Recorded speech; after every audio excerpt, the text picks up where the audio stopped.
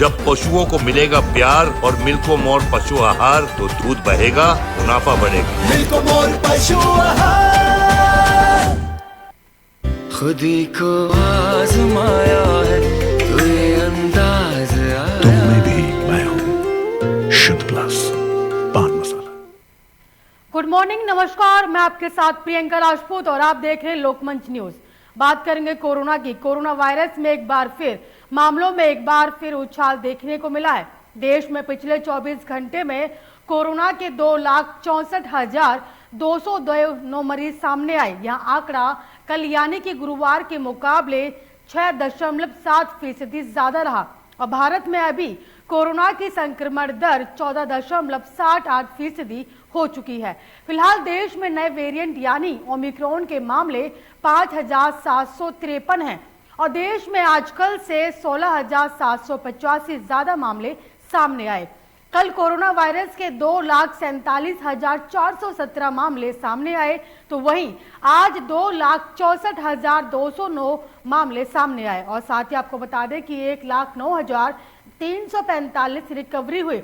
फिलहाल एक्टिव केसों की संख्या 12,72,073 है और पिछले 24 घंटे में कोरोना की वजह से 219 लोगों ने जान गंवा दी और अब तक देश में कोरोना की वजह से 4,85,350 लोगों की जान चली गई। और बता दें कि पिछले 24 घंटे की बात करें तो महाराष्ट्र और दिल्ली में सबसे ज्यादा केस आए और महाराष्ट्र में 46,406 नए मरीज सामने आए हैं और दूसरे नंबर पर दिल्ली है तो वहां पर 28,867 नए कोविड मरीज मिले। अब बात करेंगे हरिद्वार की। हरिद्वार में आजकल 3 युवकों द्वारा लगातार तांडव मचाया जा रहा है। बता दें कि ये तीनों युवक रावली महदूद के निवासी हैं जो कभी पत्रकार बनकर कभी उगाही के लिए निकल पड़ते हैं तो कभी स्वयं को एसओजी और पुलिस कर्मी बताकर लोगों को जेल भेजने की धमकी दे डालते हैं। तीनों युवकों द्वारा लगातार हरिद्वार और हरिद्वार के ग्रामीण क्षेत्रों में ऐसे लोगों को शिकार बनाया जा रहा है जो गरीब वर्ग से ताल्लुक रखते हैं और परिवार का पालन पोषण करने के लिए कहीं सड़क किनारे पर खाने पीने के लिए ठेलियां लगाते हैं। अब ऐसे लोगों से कभी अतिक्रमण के नाम पर पैसे मांग रहे हैं तो कभी किसी को जेल भेजने की धमकी देकर पैसे वसूलते हैं। आपको बता दें कि तीनों युवकों क्षेत्र में ऐसे केंद्र बिंदुओं पर नजर रखते हैं जहां जुआ, सट्टा, शराब, खनन और अतिक्रमण होता है और उसके बाद ये तीनों वहां एल्टो कार लेकर पहुंच जाते हैं और वहां वीडियोग्राफी कर स्वयं को पत्रकार बताने लगते हैं और जिसके बाद जान आफत में देख अवैध कार्य में लिप्त लोगों द्वारा इन्हें खर्चा पानी दिया जाता है। और इतना ही नहीं, ग्रामीण क्षेत्रों में भी इन तीनों युवकों ने क्षेत्र में तांडव मचा रखा है जिसके कारण पहले भी कई बार इन्होंने भागकर जान बचाई।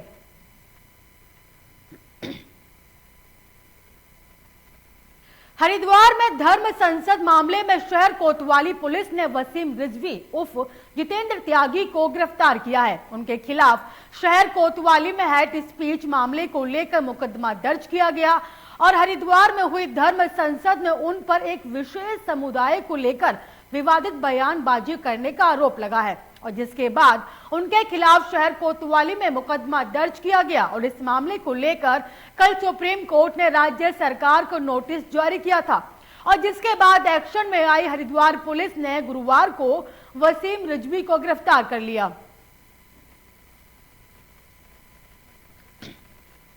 आपको बता दें कि ये खबर सामने आई जहां पर हरिद्वार में धर्म संसद मामले में शहर कोतवाली पुलिस ने वसीम रिजवी उर्फ जितेंद्र त्यागी को गिरफ्तार किया है। उनके खिलाफ शहर कोतवाली में हेड स्पीच मामले को लेकर मुकदमा दर्ज किया गया और हरिद्वार में हुई धर्म संसद में उन पर एक विशेष समुदाय को लेकर विवादित बयानबाजी करने का आरोप लगा है और जिसके बाद उनके खिलाफ शहर कोतवाली में मुकदमा दर्ज किया गया और इस मामले को लेकर कल सुप्रीम कोर्ट ने राज्य सरकार को नोटिस भी जारी किया था और जिसके बाद एक्शन में आई हरिद्वार पुलिस ने गुरुवार को वसीम रिजवी को गिरफ्तार कर लिया।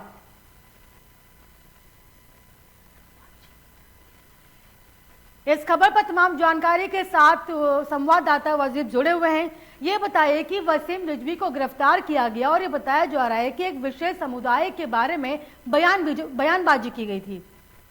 जी बिल्कुल, देखिए मैं आपको बता दूं, हरिद्वार में 17 दिसंबर को एक धर्म संसद का आयोजन किया गया था, जहां वसीम रिजवी के द्वारा समुदाय विशेष के खिलाफ जो विवादित बयान यहाँ दिया गया था, जिसके उपलक्ष्य में जो हरिद्वार में 3 मुकदमे वसीम रिजवी के खिलाफ दर्ज किए गए थे, जिसमें जांच प्रक्रिया चली थी और जो SIT है वो गठित की गई थी। तो SIT के द्वारा हरिद्वार के नारसंड बॉर्डर से वसीम रिजवी को कल गिरफ्तार किया गया है। जी आपका बहुत बहुत धन्यवाद इस खबर पर तमाम जानकारी के लिए।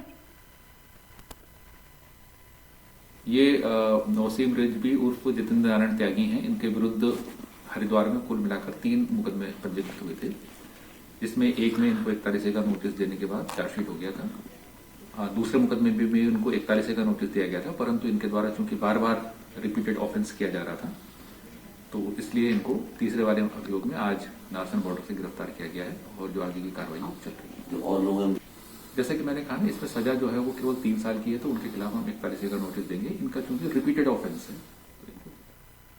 भारतीय रक्षा सेनाओं में अधिकारी के रूप में चयनित होने की प्रक्रिया जागरूकता फैलाने के उद्देश्य से इंदौर में मां ट्यूटोरियल द्वारा एक पत्रकार वार्ता का आयोजन किया गया। हाल ही में NDA के लिए चयनित गौतम राठौर फरवरी 2022 में NDA ज्वाइन करने जा रहे हैं और युवाओं में देश सेवा और भारतीय रक्षा सेना के प्रति जागरूकता लाने के लिए उद्देश्य से मां ट्यूटोरियल कई सालों से प्रयास कर रहा है और इसी कड़ी में इस साल भी मां ट्यूटोरियल गौतम राठौर का चयन NDA में हुआ। गौतम ने बताया कि उसने NDA की लिखित परीक्षा भोपाल में दी और लिखित परीक्षा पास करने के बाद उसने 3 AFSB गांधीनगर में दिया।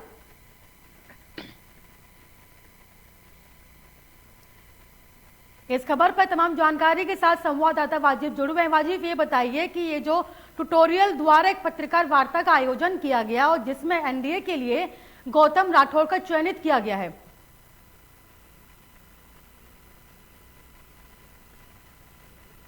वाजिब अब तक मेरी आवाज पहुंच रही है?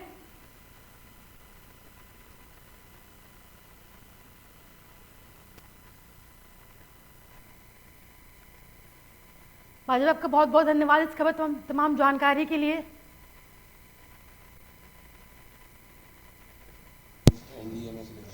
क्या कहना चाहते हैं? जी सर, अभी NDA में ऑल इंडिया रैंक 152 लगा, तो ऑफ कोर्स खुशी हूँ और पेरेंट्स का भी नाम थोड़ा किया है समाज में, तो अच्छा लग रहा है। युवाओं के लिए क्या संदेश है, किस तरह की मेहनत करना पड़ती है, क्या संदेश देना चाहते हैं? अगर आपको ऑफिसर बनना है आर्म फोर्सेस में, डेफिनेटली मेहनत तो लगेगी। अगर आप पीछे हट जाएंगे मेहनत के टाइम पे तो फिर होना तो नहीं है। तो कंटिन्यूसली मेहनत करेंगे तो ऑफ कोर्स रिजल्ट मिलेगा और अच्छा मार्गदर्शन मिल गया तो थोड़ा जल्दी मिल जाएगा। जो बच्चे आप पढ़ाते हैं NDA में उनका सिलेक्शन होता है, तो किस तरह से आप उन्हें प्रिपरेशन करते हैं, किस तरह तैयारी शुरू होती है? देखिए साहब, NDA की प्रिपरेशन जो है वो 2 चरणों में होती है। उसमें 2 चीज़ें समझने की ज़रूरत है। पहले लिखित परीक्षा होगी जो UPSC कंडक्ट करती है, यूनियन पब्लिक सर्विस कमीशन, आप सभी जानते हैं उसका अपना एक स्तर होता है और लगभग 9 से 10 विषय होते हैं NDA की प्रिपरेशन के दौरान तैयारी कराने के लिए। तो मां ट्यूटोरियल में पूरी एक स्पेसिफिक टीम है जो लिखित परीक्षा के लिए कंप्लीटली डिवोटेड है। लखनऊ से बड़ी खबर सामने आ रही है। बता दें कि केदारनाथ मंदिर को बम से उड़ाने की धमकी दी गई। इस वक्त की बड़ी और अहम जानकारी आपको लखनऊ से बता रहे हैं, जहां केदारनाथ मंदिर को बम से उड़ाने की धमकी दी गई। बता दें कि UP 112 में फोन कर धमकी दी गई है। और साथ ही आपकी जानकारी के लिए बता दें कि सुशांत गोल्फ सिटी थाने में FIR दर्ज की गई और धमकी देने वाले ने 2 बार फोन किया। फिलहाल आरोपी का फोन स्विच ऑफ आ रहा है और साथ ही UP 112 ने उत्तराखंड पुलिस को भी इसकी सूचना दी है। आपको इस वक्त की बड़ी और अहम जानकारी बता रहे हैं, जहां केदारनाथ मंदिर को धमकी दे गई और साथ बता दें कि धमकी देने वाले नंबर की लोकेशन हरिद्वार के पास मिली है। आपको इस वक्त की बड़ी और अहम जानकारी लखनऊ से बता रहे हैं, जहां केदारनाथ मंदिर को बम से उड़ाने की धमकी दी गई और साथ ही UP 112 में फोन कर केदारनाथ मंदिर को उड़ाने की धमकी दी गई और साथ ही बता दें कि सुशांत गोल्फ सिटी थाने में FIR दर्ज की गई है और धमकी देने वाले ने 2 बार फोन किया। और साथ ही आपकी जानकारी के लिए बता दें कि फिलहाल आरोपी का फोन स्विच ऑफ आ रहा है। तो वहीं UP 112 ने उत्तराखंड पुलिस को भी इसकी सूचना दी है। क्योंकि धमकाने वाले नंबर की लोकेशन हरिद्वार के पास मिली है। इस वक्त की बड़ी और अहम जानकारी आपको लखनऊ से बता रहे हैं, जहां केदारनाथ मंदिर को बम से उड़ाने की धमकी दी गई। तो वहीं यूपी 112 में फोन कर केदारनाथ मंदिर को उड़ाने की धमकी दी गई है। इस खबर पर तमाम जानकारी के साथ संवाददाता आसिफ बेग जुड़े हैं। आसिफ बेग, ये बताइए कि केदारनाथ मंदिर को बम से उड़ाने की धमकी दी गई, उसके बाद पुलिस की क्या कार्यवाही देखी जा रही है? जी बिल्कुल, बता दूं कि यूपी 12 में फोन कर केदारनाथ को धमकी उड़ाने की धमकी दी गई है और इस मामले की सुल्तान गोल्ड सिटी थाने में FIR भी दर्ज की गई है और धमकी देने वाले ने 2 बार फोन किया है।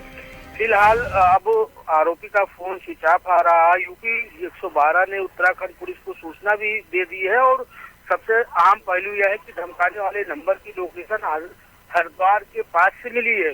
ऐसे में यूपी पुलिस ने इसकी सारी डिटेल उत्तराखंड पुलिस को दे दी है। फिलहाल जिस तरह से बता दूं आपको कि इसके पहले भी कई ऐसे 112 पे फोन कॉल्स आए हैं, धमकी दी गई है। अगर बात करें तो यूपी सीएम योगी आदित्यनाथ तक को भी धमकी मिल चुकी है और तमाम आप मानने की जान से धमकी दी गई थी, जिसकी जांच हुई। फिलहाल इस तरह के मामले लगातार यूपी में आते रहते हैं। अब इसको 2 नजरिए से जोड़कर देखा जा रहा। पहला नजरिया यह है कि यूपी में राजनीतिक माहौल गरमाया हुआ है और ध्यान भटकाने के लिए अराजक तत्व ऐसी करतूत करते हैं। दूसरा पहलू यह भी है कि पूरे मामले को अब यूपी पुलिस ने भी गंभीरता से लिया है और उत्तराखंड पुलिस ने भी गंभीरता से लिया है। डीजीपी का कहना है कि इस मामले में जो भी तथ्य सामने आए हैं उसकी सारी जानकारी उत्तराखंड पुलिस को दे दी गई है। जल्द ही इस मामले का खुलासा भी कर दिया जाएगा। फिलहाल अब अभी जांच जारी है। जी आसिफ, बिल्कुल जो विधानसभा चुनाव है वो करीब है, तो कहीं ना कहीं इस कॉल्स को जो अराजकता फैलाने की कोशिश के रूप में देखा जा रहा है। आसिफ, आपका बहुत बहुत धन्यवाद इस खबर पर तमाम जानकारी के लिए। नोएडा से बड़ी खबर सामने आ रही है। बता दें कि बसपा ने गौतम बुद्ध नगर की तीनों सीटों पर अपने प्रत्याशियों की घोषणा कर दी है। इस वक्त की बड़ी और अहम जानकारी आपको नोएडा से बता रहे हैं, जहां बसपा ने गौतम बुद्ध नगर की तीनों सीटों पर प्रत्याशियों की घोषणा कर दी है। बता दें कि तीनों सीटों पर घोषणा में जिसमें बहुजन समाजवादी पार्टी ने कृपा राम शर्मा का नाम घोषित किया और साथ ही जेवर विधानसभा सीट पर नरेंद्र भाटी की आधिकारिक तौर पर घोषणा की है। आपको इस वक्त की बड़ी और अहम जानकारी बता रहे हैं, जहां पर दादरी विधानसभा सीट पर मनवीर भाटी को मैदान में उतारा है। इस वक्त की बड़ी और अहम जानकारी आपको नोएडा से बता रहे हैं, जहां पर बसपा ने गौतम बुद्ध नगर की तीनों सीटों पर प्रत्याशियों की घोषणा कर दी है। बता दें कि कांग्रेस भी अपनी जो प्रत्याशी है उनकी घोषणा कर चुकी है, तो कांग्रेस के बाद बसपा ने भी गौतम बुद्ध नगर की तीनों सीटों पर प्रत्याशियों की घोषणा कर दी है। इस खबर पर तमाम जानकारी के साथ संवाददाता हरिशंकर जुड़े हुए हैं। हरिशंकर, ये बताइए कि बसपा ने गौतम बुद्ध नगर की तीनों सीटों पर प्रत्याशियों की घोषणा कर दी है। तो बता देगा जी, जैसे कि अभी चुनाव चल रहे हैं, चुनाव आने वाले हैं, चुनाव आने को लेकर कई प्रत्याशी जो है भाजपा के और बसपा के सपा के घोषित कर दिए गए हैं। इसी तरीके से भाजपा के जो प्रत्याशी है नोएडा से आपके पंकज सिंह हैं, जो कि राजनाथ सिंह के लड़के हैं, और दादरी से है तेजपाल नागर, जो पूर्व में काफी पहले से वहां से विधायक है, और जेवर से धीरेन्द्र सिंह जो विधायक ऑलरेडी है। बसपा से अगर बात करें तो बसपा से यहाँ पर एक नाम आ रहा है आपका नाम जी, बसपा से आपका नाम है उनका नाम मुझे याद नहीं आ रहा है, पर बसपा से जो अभी नाम घोषित किए गए सूची पर अभी आने बाकी है फिलहाल। जी हरिशंकर, आपका बहुत बहुत धन्यवाद इस खबर पर तमाम जानकारी के लिए।